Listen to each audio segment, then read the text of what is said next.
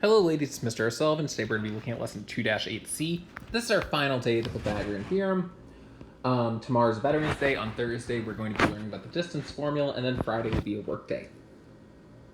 So, lesson 2-8C, the Pythagorean Theorem word problems, day number 3. You might have noticed in some of the delta maths I gave you word problems, but we didn't necessarily go over how to approach them. So today what we're going to be doing is we're going to go over the approach and the strategy we're going to use to solve these challenging problems. The learning target for today is I can apply the Pythagorean theorem to determine the value of a missing segment length on a right triangle. Again, the Pythagorean theorem simply states that if a triangle is a right triangle, then the square of the length of the longest side is equal to the sum of the squares of the lengths of the other two sides, in this case the legs. We know that our Pythagorean theorem states that a squared plus b squared is equal to c squared. It's not a2, b2, c2, it's a squared plus b squared equals c squared, where a and b are your legs and c is the hypotenuse. So in our first example, or our model problem, we're going to be looking at a television. So step 1 says draw a visual and label the sides of your image. Here's the question. A certain television is advertised as a 34-inch TV, the diagonal length. If the width of the TV is 30 inches, how many inches tall is the TV? So step 1 says draw a visual and label the sides of your image. So exactly that we're going to do. We're going to draw a rectangle, because that's typically what a TV shape is. And I just drew my rectangle. Pretty good, isn't it? So the diagonal length is 34 inches. That's what the question says. 34-inch TV, diagonal length. So I'm going to draw that in. It's not going to be perfect. I'm going to put in my right angle right here. If the width of the TV is 30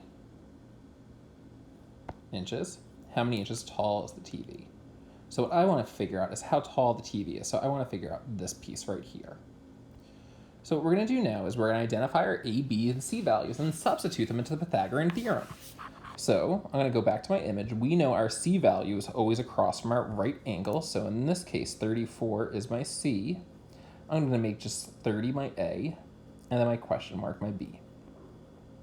So I know that my Pythagorean theorem states that A squared plus B squared equals C squared. And I know that I have 30 squared, so we're going to substitute them in.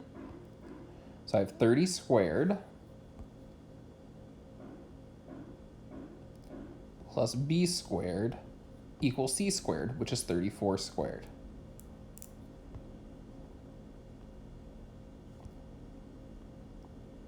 We're now going to simplify, so 30 squared is simply 900 plus b squared equals 34 squared, which is 1156. What we're now going to do is we're going to move this to step 3, where it says now solve for the missing side length as you would a regular equation. Make sure that you use inverse operations, and do not forget the square root at the very, very end. I need to solve this equation. 900 plus b squared equals 1156. I need to get my b squared by itself, so I'm going to get rid of this 900 by bringing it to the right-hand side of my equation by subtracting 900 on both sides. So take away 900, take away 900. My 900s cancel, so I get 1156 minus 900. So I get b squared is equal to 256. And now I take the square root of both sides, square root, because that's my final step always, and I get 16 as my final answer. So I can say that the length or the height of my TV is going to be 16 inches. So I have a 30-inch by 16-inch TV. Sadly, you're not always going to have to find the length of a TV or the hypotenuse of a TV. You could be talking about ladders. You could even talk about distance and north, east, south, and west, and all that fun stuff. So you need to be prepared for any of these situations. So here's how we approach. The first question simply states, if you place a 40-foot ladder against the top of a 24-foot building, how many feet will the bottom of the ladder be from the bottom of the building? Well, I'll give you a heads up, these are always going to be Pythagorean theorem word problems, so I'm going to draw a right triangle right now.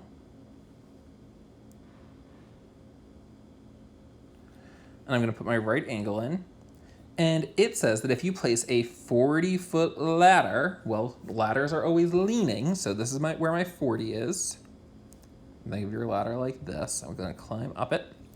against the top of a 24-foot tall building, so that means my building's 24 feet tall, I want to figure out how many feet the bottom of the ladder will be from the bottom of the building. So in this case, this is what I want to find.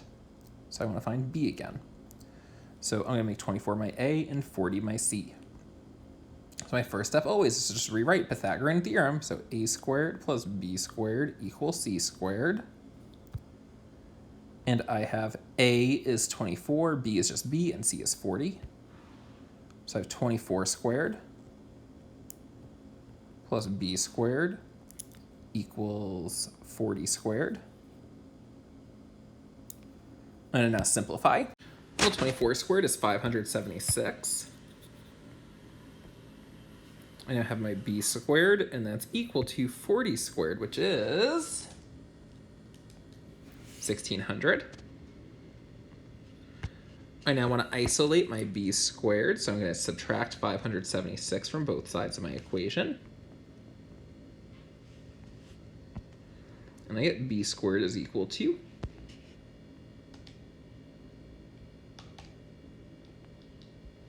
1024.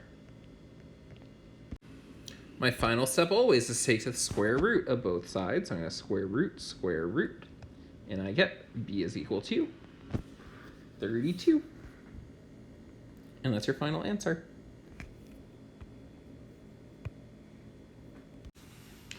In our final word problem today, you start driving north for 8 miles. So what I'm going to do is I'm going to just put a point on my paper right here. It says you drive north for 8 miles. So north is this way. You turn right and drive east for another 6 miles.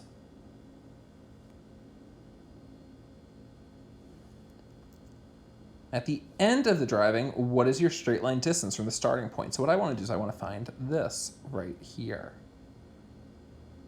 Let me extend my red line. So I want to find this. I want to find my C value because this is a right angle. So I'm going to label my A, my B, and my C. 8 is A, could be your B, 6 is your B, or it could be your A, whatever.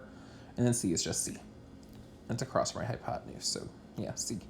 So I rewrite my Pythagorean theorem, so A squared plus B squared equals C squared. I said that A was 8, so I have 8 squared. I said B was 6, so I have 6 squared. And then I said C was just C, and that's C squared. So this I'm just going to solve. I'm just going to evaluate and then take the square root. So 8 squared is 64. 6 squared is 36. And that's equal to C squared. Well, I know 64 plus 36 is 100. So I have 100 equals C squared. And my final step always, like I said earlier, is you just take the square root of both sides. I'm going to take the square root of 100 and the square root of C squared. So when I get my final answer, the square root of 100 is just 10. So 10 is my final answer. And that's it for today. If you have any questions, please email myself, Miss Daniel. And again, make sure you attend geometry support on Mondays, Wednesdays, and Fridays during second period. Have a great day, ladies.